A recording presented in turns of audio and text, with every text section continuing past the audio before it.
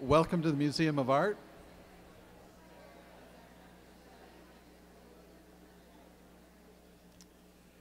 My name's Ed Lind. I'm the Associate Director of the Museum of Art. It's my pleasure to welcome you tonight and introduce you to our guest artist and speaker tonight, Gabriel Dawe.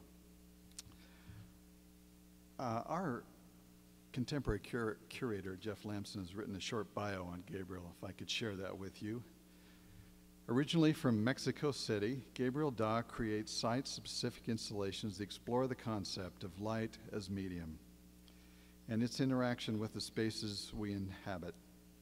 Revealing the highly ordered hidden world around us, his work is centered in the exploration of networks and textiles, examining the complicated construction of gender and identity in his native Mexico and notions of masculinity and machoism today. His work has been exhibited around the world, including museums and art institutions in Denmark, Mexico, Belgium, the Netherlands, the US, and the UK. He was recently featured on CBS Morning News for his thread installation at the Crystal Bridges Museum of Art as part of a groundbreaking exhibition, State of the Art. After living in Montreal, Canada for 7 years, he moved to Dallas, Texas, where he received his MFA at the University of Texas at Dallas, where he was also an artist in residence for 2 years at Central Track.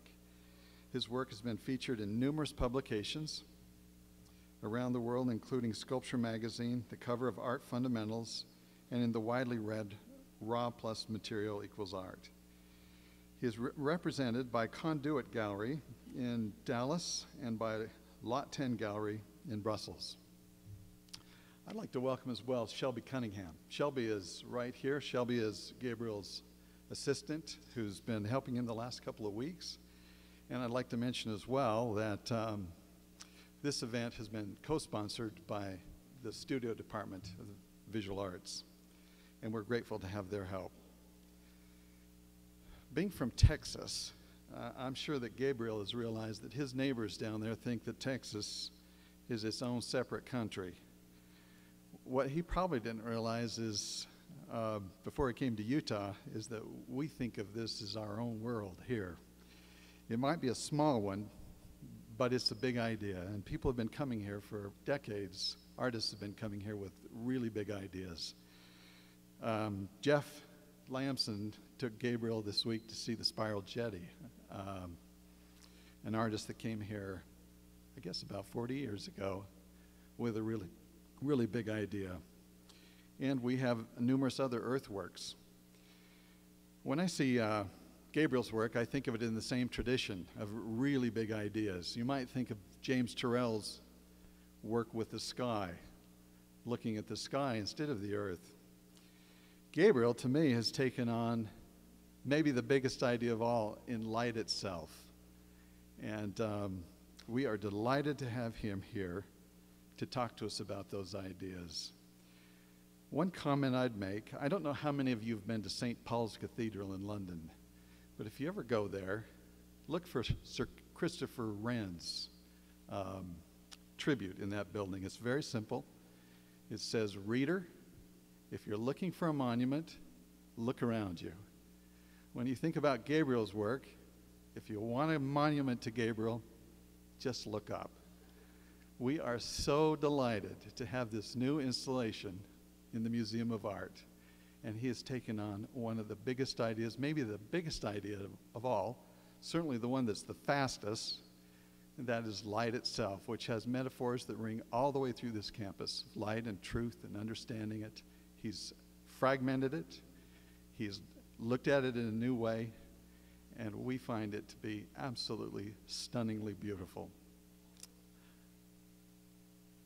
I have the pleasure to introduce to you now Gabriel Dawe, and we are delighted to hear his ideas. Thanks.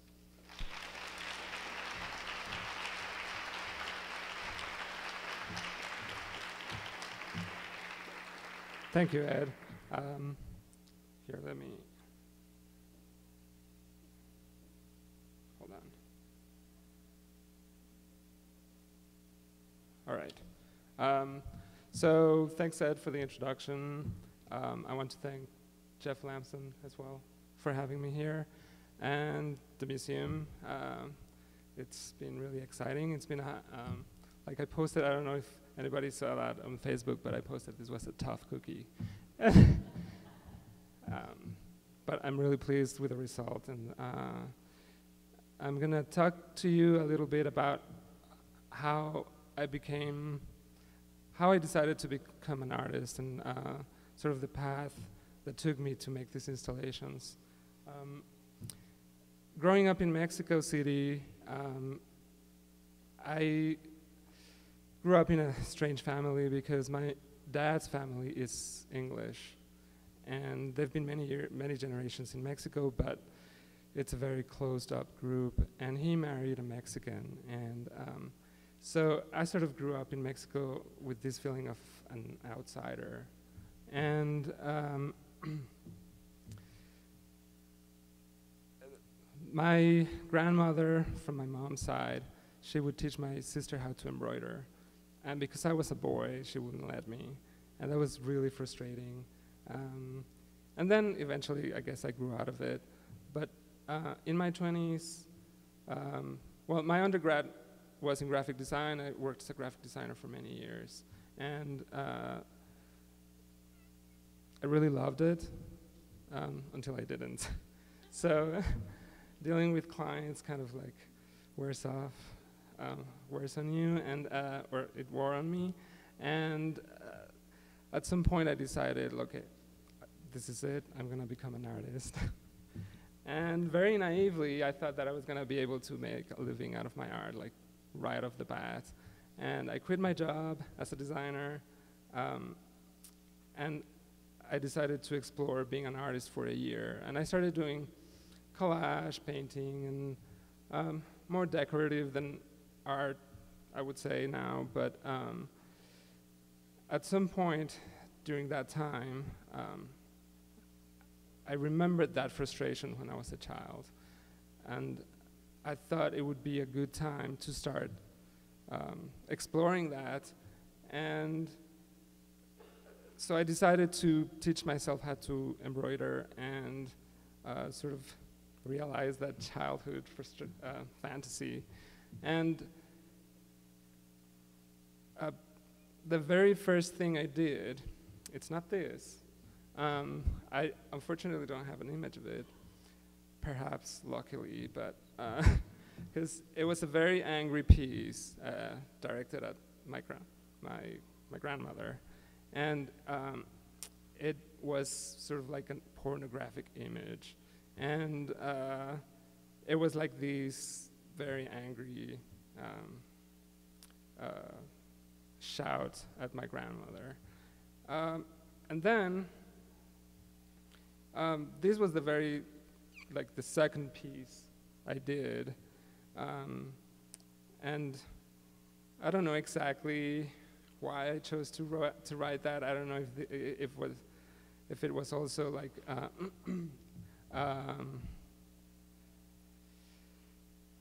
I don't know if it's directed at my grandmother. It's certainly directed at me because if you look at this type of work, it certainly requires a degree of control and obsessive behavior. So then I started trying to resolve and find peace with that history, with that part of my history. And I decided to start taking little details from postage stamps. And my grandmother used to collect postage stamps, and she actually gave me her collection. So it was my attempt to sort of come to terms with that part of my history. And it was really, I really see the picking up of embroidery as my becoming an artist, where I started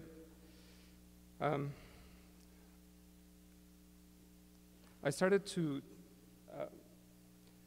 try to work against that history of gender identity that was forced upon me.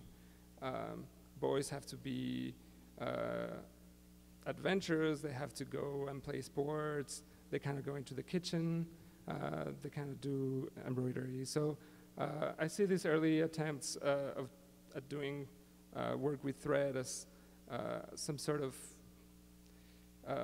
questioning of those ideas and boxes that we're supposed to fit in. And so, I mean, it's all these things combined, and that, like I said, trying to come to terms with that denial of my grandmother. And then this is from a series called the Fears series, and I saw these insects as metaphors for our fears and how we have to face the fears we have.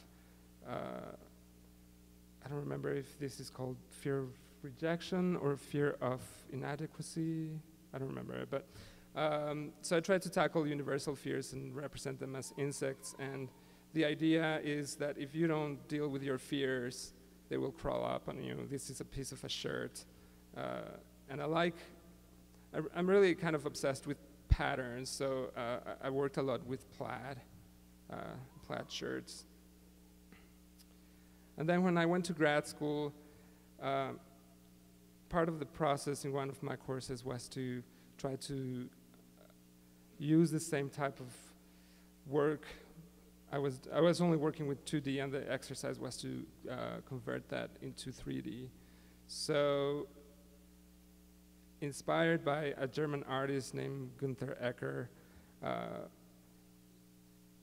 who makes these big pieces with giant nails, and he covers pianos with them, or painting. Well, not paintings, they look like paintings, but they're panels of wood. So I decided to sort of transfer the repetitious process of embroidery into a sculptural object. So instead of using sewing thread, I'm using straight pins. And the metaphor here is, this is called the pain series, and it's all about how we, in daily life, we have to deal with pain, we have to, in certain ways, wear it. And sometimes it's in fashion as well, that's true. You have to, it's painful, especially for women in high heels. So it's this idea of we cannot run away from pain, we have to deal with it. There's also part of it that the pins can represent those incisive thoughts we have, and we sort of, they're self-inflicted, and sort of we hurt ourselves more than other people do. And these pieces started to get really complex. This is actually one of my favorite pieces of that series. And then I'm still in grad school, and I'm doing a lot of research on masculinity because of that history with my grandmother and not allowing me to embroider because I was a boy. I got a lot of interest into trying to explore what those ideas of masculinity are. And then specifically at some point I honed in military masculinities. And at this time there was the big debate on don't ask, don't tell. So this piece it relates to the fear of gay people openly serving in the military. And that project led me to the biggest project in that series, which is this piece called Intolerance. And it's a pair of vintage army pants. And it's completely covered in straight pins. It's like, hold on, it's 30, I think it's 30 pounds of pins.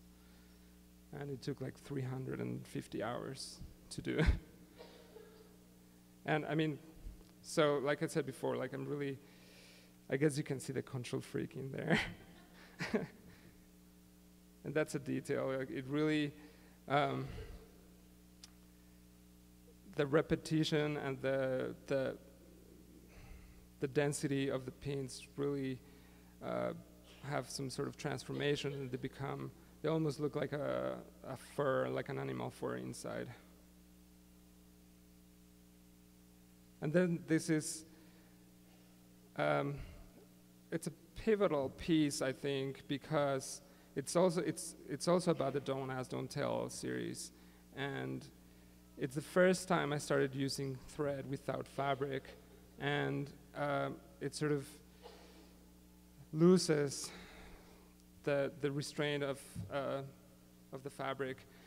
And in this particular case, what this work is about is the idea of a social construct, which is homosexuality. It's taking away the practical function of this pair of boots, which are otherwise very functional. And so that policy was taking away the possibility of something that works perfectly of working. And then I transferred that idea of social constructs that are start at a very early age in childhood. This is the end of childhood series, and it's how those social constructs start wrapping around us and start constraining us when we're kids, when you're being taught like, oh, you can't do this, you can't do that, and start stripping away our childhood liberty. So at this point, like Ed mentioned, I was an artist in residency at this place called Central Track in Dallas. And because I was working with the Paint series, which is those sculptures made with clothing, the director was curating a show that dealt with architecture and fashion and the links between both. So I was asked to collaborate with an architect to come up with some sort of art installation. And doing research for that project, it sort of materialized. For a long time before this came about, I was really looking for something that helped me expand my work, because embroidery is like very small scale work, and the paint pieces are very small as well. And I really wanted to make something big. And I didn't know for the longest time how to expand that work. So, so this project, this collaboration with the architect was really the catalyst of what later became the Plexus series. And coincidentally, that architect was Shelby's dad. So this was like that. What we wanted to do was explore the idea of the gaze and seeing. There's a lot of, we use fashion to be seen in a way, and architecture is used in the same way. And so we were playing with this idea of making some sort of eye or eyes. And we decided to split the endeavors. So the architect took sort of like an outside eye, very literal, and I took the idea of an inner eye, and it's more abstract. So these were my first experiments into seeing what that could be, and how the thread would work, trying to make this eye. And then the architect built this construction for me, the wood structure, and then I just did the threading. And that was sort of like the research for this project is what led to the Plexus installations. And this was the architect's eye. And so that was my eye. So that the eye he did is right behind that that eye. And then, so while doing the experiments and the research for that eye, this is my studio at Central Track, and I looked at that wall, and I was like, well, what would happen if I stretched the thread on all this wall? So I decided to make a big experiment, and I just didn't really have an idea of what I was taking on. This is the only thing. I would go up and down a ladder with my piece of thread like 300 times a day. So now I look at this and I go like, what was I thinking? Because it's just so crazy to me. But you know, like very early on, it was like, wow, this is really looking really cool. And I didn't really know what it meant at the time. I knew it was connected to the ideas of shelter because fashion and architecture, among other things, they have the function of sheltering us.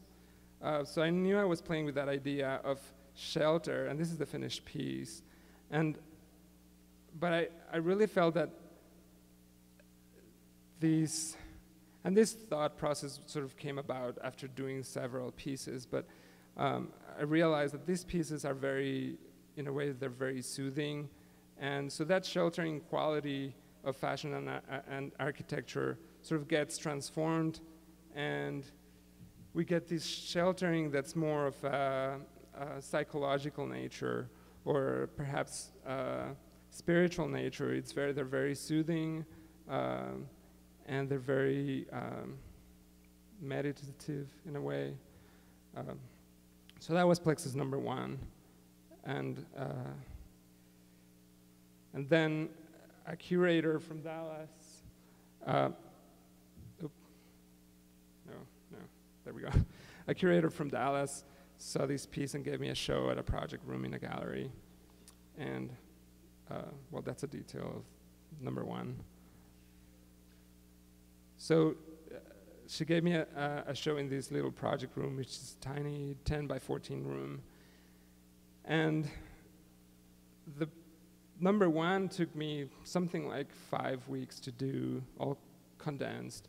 And when she asked me if I would do one here, she said, you have 1 week, can you do it? And I was like, oh, sure. I was like, absolutely. I was like, what did I do? I don't know how to do that. So, I mean, very fast I had to come up with a system that would help me install these big installations in a much reduced time. So I came up with this this system that works kind of like a giant needle. And if you saw me earlier these past 2 weeks, you kind of saw how it works. But that was, at this time, it was really still a big experiment.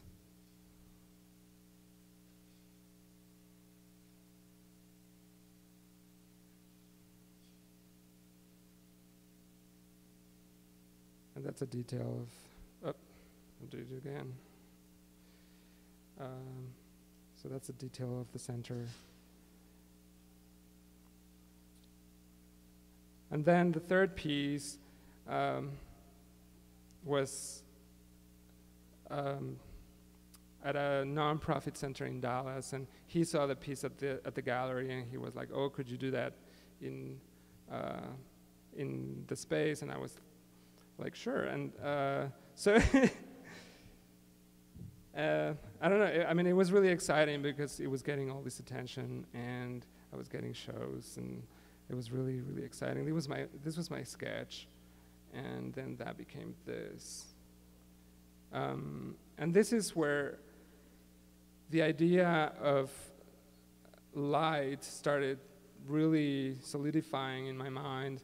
And because these pieces were so ethereal, I was like sort of realizing that they relate to light, and they can be seen as sort of frozen rays of light in space. And so this is the first piece that I decided to use the full spectrum to make that direct analogy to the full to light fragmented.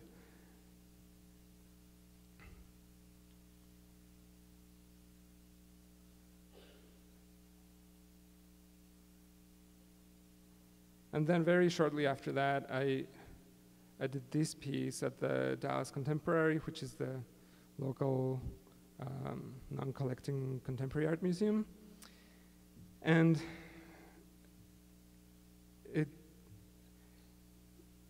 it's one of those pieces that, I don't know, I really think at the time it was by far the most ambitious piece.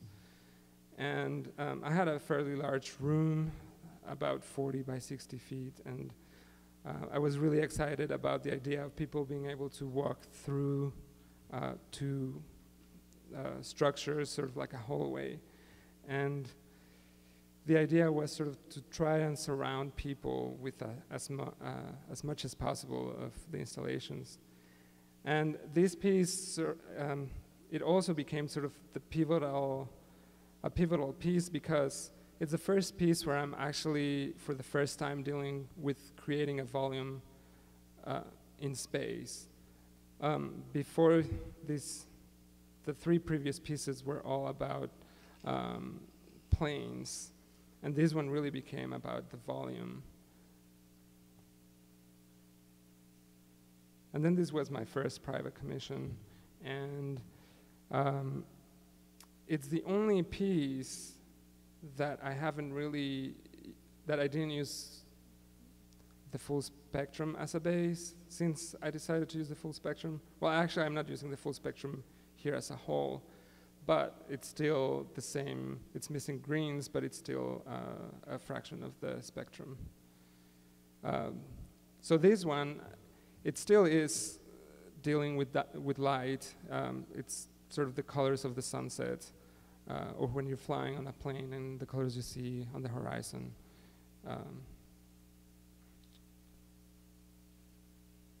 And this was my MFA show. And this was a piece that was an homage to a monument in Mexico City called, well, it's not technically Mexico City, but it's north of Mexico City, but still part of the Metroplex, and it's called Torres de Satélite, the satellite towers, I guess. And so it's an homage, and you can Google it, and you can see how they relate. I'll give you that as a homework. And that was, this was the Texas Biennial. There's a biennial in Texas that has been going on for 10 years. And it was one of those spaces where I really got the immediate reaction, like the immediate idea when I saw the space, okay, this is what I need to do. Which whenever I get to do a new piece, and I go into the space, there's this dialogue that starts forming between me and the space to see what I can do, where can I put my structures. And sometimes it's very challenging, and sometimes it's very immediate, like it was in this piece.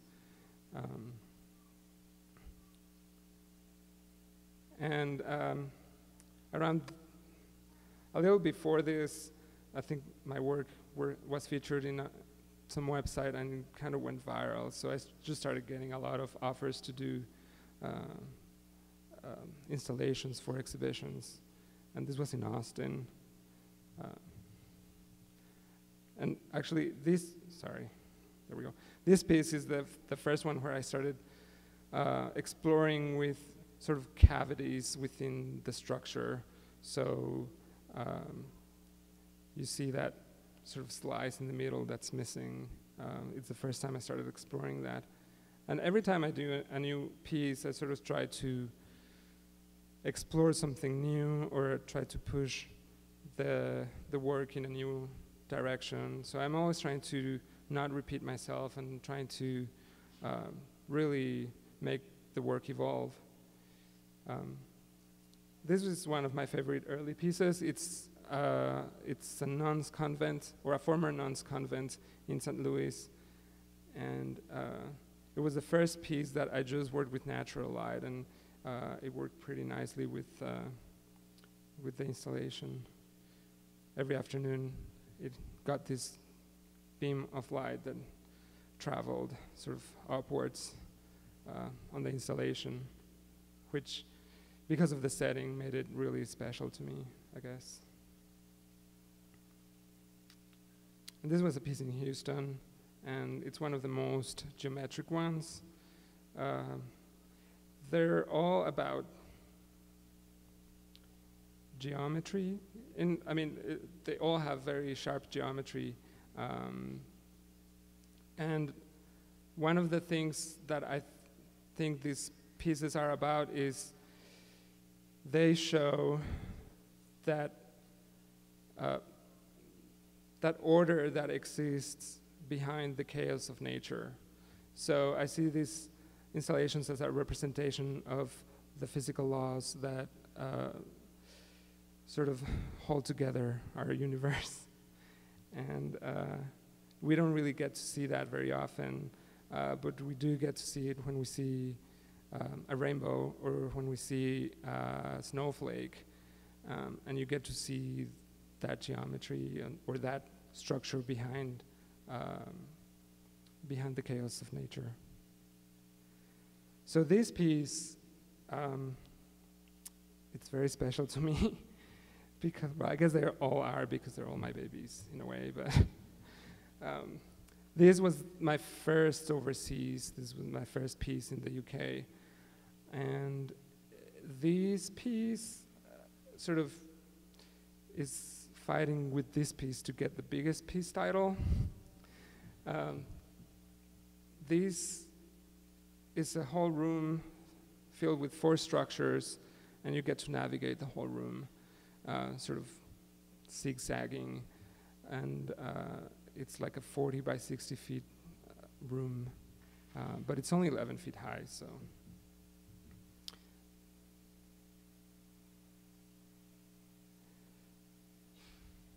And this is part of my sketching process. I don't use computer rendering. Some people think that they're computer generated, which they're not. They are, by now I know what I can do. I know what I can pretty much picture in my mind what it's gonna be like, and I just need to know a simple basic geometric principles that I wouldn't really know how to verbalize. But yeah, so I wanted to show a little bit of the sketching process.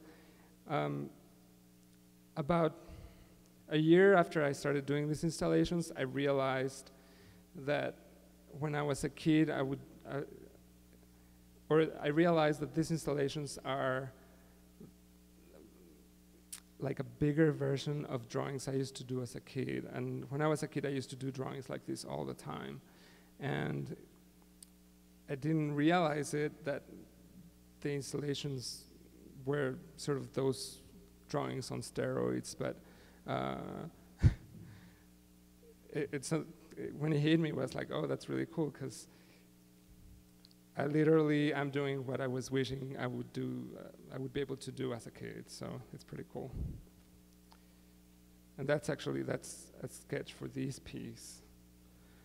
And this was the first time I used this color range, or this section of the full spectrum. And this is a piece that it's actually still up. It's in Long Beach, California. It was put up for the TED conference. It was a year that the theme was full spectrum, so they invited me to do this installation.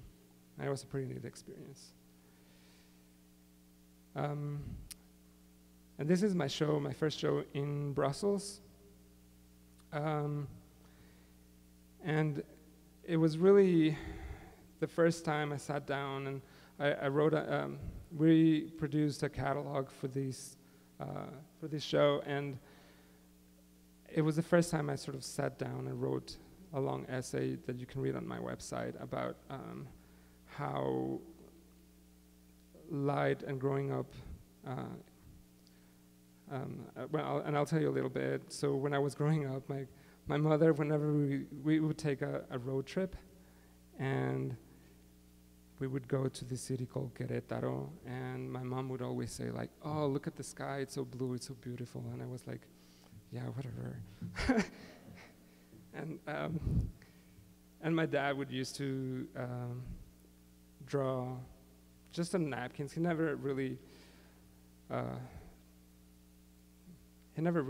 draw much, but from time to time he would dabble, and he would make these really beautiful cloud drawings and rays of light coming through the light, and they were very like I don't know how would you call it, but just sort of like something just set aside and thrown away. It was not really something that he would do to frame, but reflecting on that, I kind of see that sort of stayed with me in a way,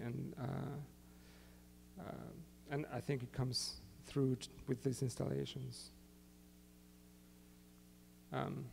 This was for a temporary piece for the Dallas Art Fair, and in this piece, it's the first time I really start working with sharp curves more consciously.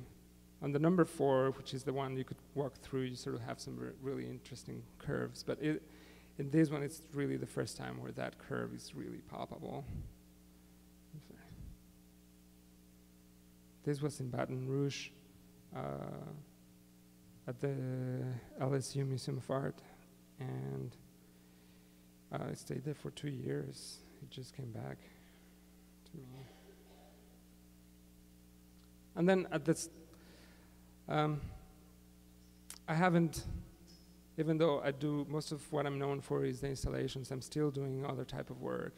I still work on the paint series, which has sort of evolved. I started using sequence, and they've become more abstract as well. So that work has as well evolved. I'm going back to installations, and this is the installation in Denmark, in Copenhagen. It's really important, or I think this piece is pretty important because it's the first time I'm working with circles, and it's a technical challenge to work with curves and circles, but and even though, like, because it's a circle, it's still a full spectrum, but you get to see it differently because the color combine in different ways, because they overlap differently than when it's just straight lines. This was a piece in Italy.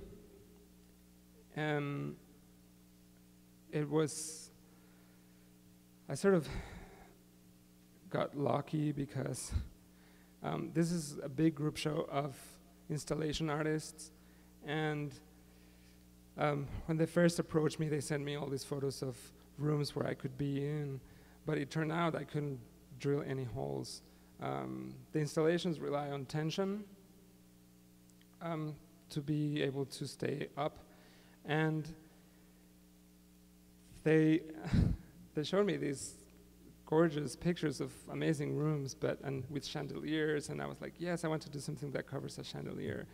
But I was like, yeah, you cannot touch the walls or the floor or anything. So I was like, okay. But they gave me the atrium, and so I sort of got that prime spot, which was really lucky. And I was really surprised because I didn't expect the work to work so well with its surroundings, and it was just such a pleasant surprise. I thought it was going to be nice, but I didn't think it was going to be as. I didn't think it was going to work as good as it did. So this is actually one of my favorite pieces to date, except for this one.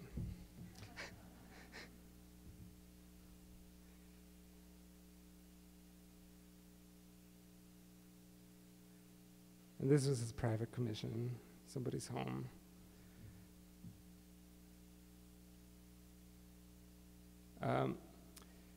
And this was last year in a textile biennial in the Netherlands. And as part of, because I travel a lot doing these installations, and if I don't work on something, I start getting angsty. So I started doing this series of work that I'll show you later, but it's called the Game Theory series, and it's so inspired by that work, I sort of decided to experiment with how I did the color sequencing, and so this is the result. And it's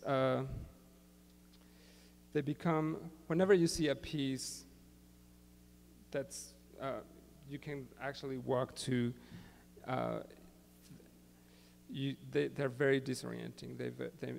They mess with your depth perception, and you sort of don't know where they begin and where they end.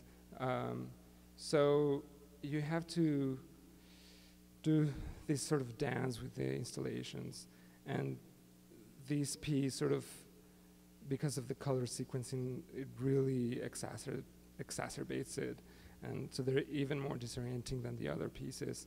And that dance that occurs with you and the piece when you're sort of moving around it in a room, I see it like analogous to the process of that we do every day in navigating social constructions, and that sort of relates back to what I was talking back into the beginning. We sort of always constantly, without realizing it, dancing around each other, following social norms. So that process sort of get physically expressed when you're looking at these installations, or that's what I see in them. And this piece was destroyed, so they asked me back to redo it. So I'm still working with the spectrum. This is half a spectrum, going from purple to blue to yellow, passing by green, and then when I had to redo it, I'm going from purple to yellow again, but going through reds, and doing the same process of the color sequencing. And this is the time. This was in Houston at the Contemporary Art Museum, and this is when I retook that idea of the circle, and you cannot really appreciate it in the photos. On any of the photos flatten the work, but the inner geometry when I use curves changes a little bit, and to me that's very exciting. It's sort of what gives life to the work in a way. And this was earlier this year in the Contemporary Art Museum in Raleigh. And again, I took the half a circle because in this case, there's right on the other side, like behind you on the photo, there's a half-moon window. So I always try to make something that makes sense with the architecture of the building. So in this case, I took that window, and it's actually the same shape and size of the window. So this piece is having that dialogue with that window. And this is, ironically, this is the only piece I've done in Mexico. And the irony is that it's in the US consulate, so nobody can see it. So, unless you have business at the consulate. So, I don't know, I find some irony in the fact that nobody can see it and it's the only piece in Mexico. But one day, I hope. And actually, this also contends with this piece for the tallest. Not like the highest, and the longest, because that's like, it's like 50 feet long. And this is the piece that's up right now at Crystal Bridges as part of the state-of-the-art show. And again, I'm working with a circle. It's in a stair landing. So if you go, do not take the elevator, please. Because you'll miss it.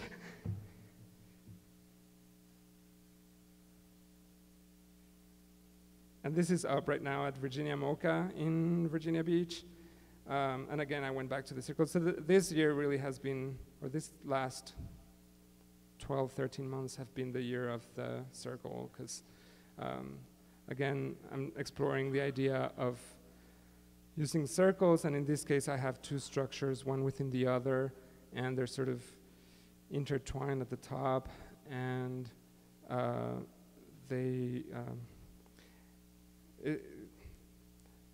it's really a shame that in photos you cannot really see all the detail, because this piece has, like, the orange structure on the outside has this torque going on that you cannot see on the photos, and it's really interesting to see in person. So this is the work I was talking about. This is the game theory series.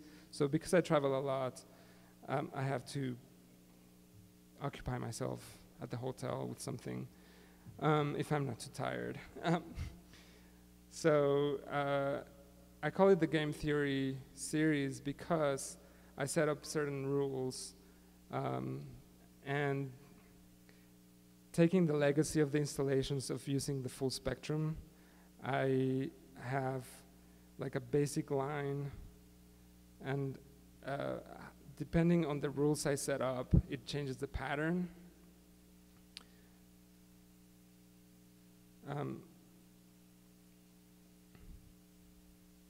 And then I started doing them with thread as well. So these are little 6x6 thread drawing. And because the thread is not transparent like the ink in these drawings, you get a clear center. So these pieces are called the center of the universe. That's a detail. It's like I really, these pieces I really channel that obsessive nature I have, because they're very, they're very obsessive. And that's a bigger piece that's actually also at the show in Virginia Mocha. And obviously I didn't do this while traveling. This is like 32 by 32 inches. And but it came from those traveling drawings. So depending, you can see I'm always using the full spectrum in these drawings, but depending on how I set up the rules, they change. And this is another one. Now, when the installations come down, I end up with a pile of thread, and I find them very beautiful, organic shapes. So at the beginning, I was encasing them in plexiglass cubes, and it became this metaphor for life and death. The installations have a life, and they die, and they become this lump.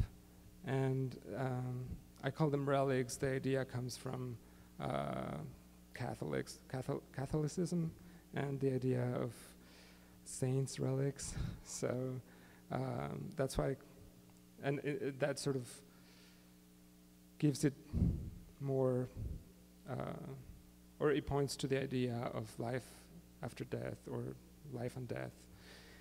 And they become, I find it really interesting that they sort of become the opposite of what the installations are. The installations are ethereal, they're geometric, and then they come down and they become very organic and dense. And it almost sometimes, it sometimes looks like just fresh paint, big brush strokes. And then I just had a show where I showed a bunch of relics with drawings, and I decided to explore a different way of showing the relics, and I started just playing around.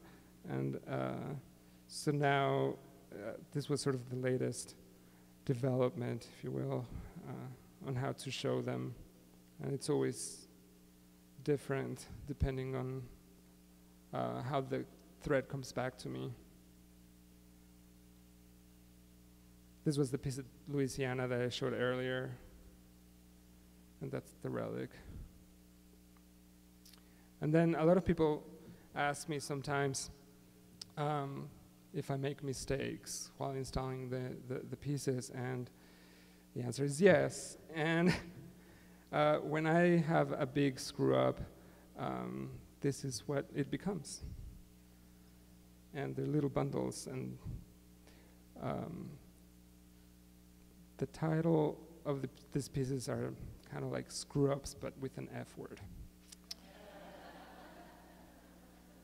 And inspired by this is the same show of the relics, and inspired by what I receive from the installations once they come down, I decided to create this new type of installation, and it's called Gateway, and I don't really recall why I chose that name, but it's this wall of cascading thread, and you don't really, you cannot see in the photo because it kind of glimmers. And I guess in a way this is sort of one of the latest developments in the work, and although this is still, the installations are still evolving at the same time. So, and I think that's all I have. Do you guys have any questions you'd like to ask, or, yeah? You have to speak up because I can't hear you.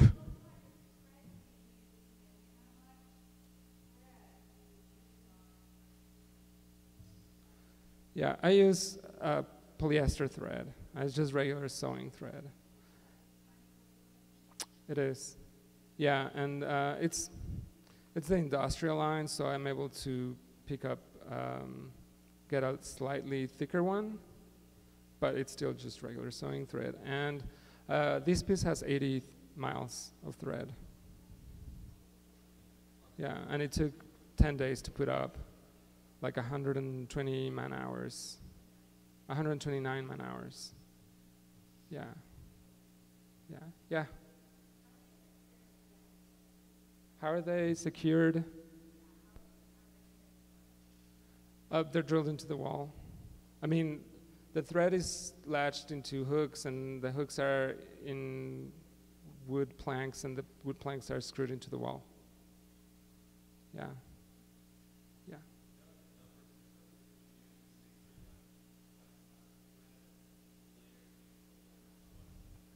Yes, I do have a system, and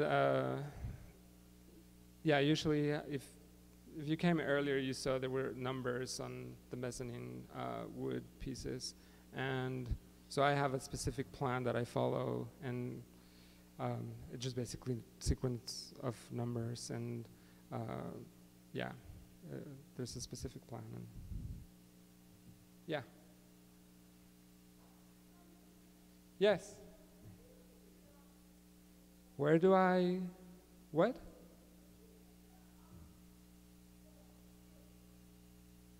Where do I get the thread? Well, at the beginning, I used to get it at the store at Joann's. I don't know, you guys have Joann's? Now I get it from the company directly, because they give me a lot of free thread. Yeah. With a knot. The question was, how do I transition between spools and with a knot? Yeah, there's not much mystery to it.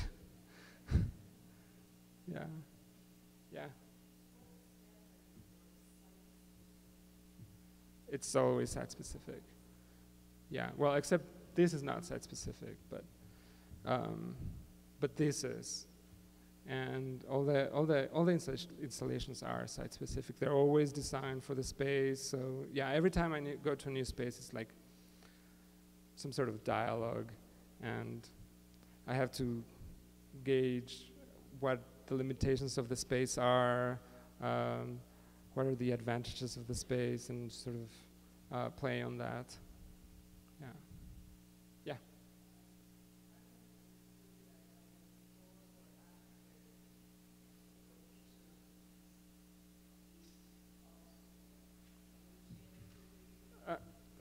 I'm sorry, I didn't get it.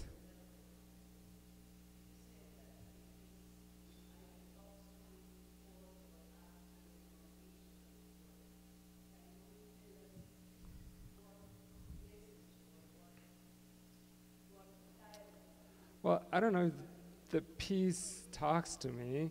I wouldn't say that the piece talks to me. I do think that, I don't know. I mean, because I work with this idea of light, to me, working with the full spectrum is working with the idea of the whole. Perhaps there's some desire to help people to reach transcendence or something like that. I don't know, but I do. I do hope to instill some sense of wonder, and I don't see that as me instilling in you a sense of wonder. I see that as the work instilling in you a sense of wonder, because in a way, I just sort of feel I'm more of a facilitator for the installations than an actual creator of them. Yeah.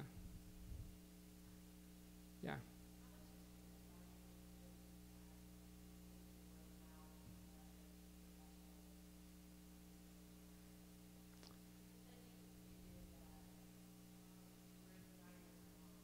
Yeah. How has being a graphic designer influenced me? Gosh, I don't know.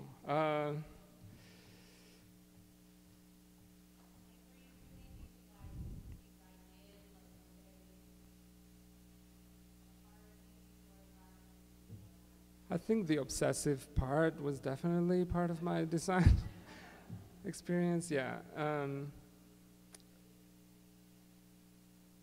I don't know, I don't think, maybe there is one. I'm sure there is one actually, but I don't know how to actually put my finger on it. I don't know. Sorry. Yeah. Well, she passed away before she saw the installations. She did get to see images of the embroidery, and she thought it was great, actually. So, yeah. You know, that's a tough one, because growing up, my favorite color was red. And I think red is still one of the top ones, but sometimes I see a color like, oh, that's such a wonderful color, or I don't know, like orange sometimes, like the yellow orange that's at the edge of this piece. I love it, I don't know. So it varies, but yeah, maybe red is the constant one. Yeah, yeah.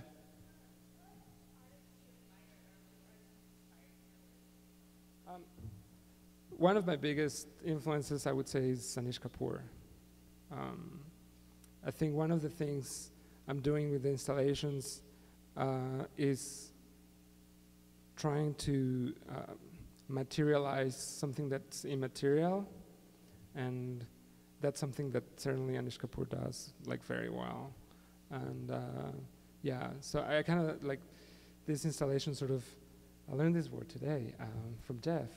They exist in a liminal place, sort of in between the material and the immaterial. Yeah. I think there was some here. Yeah?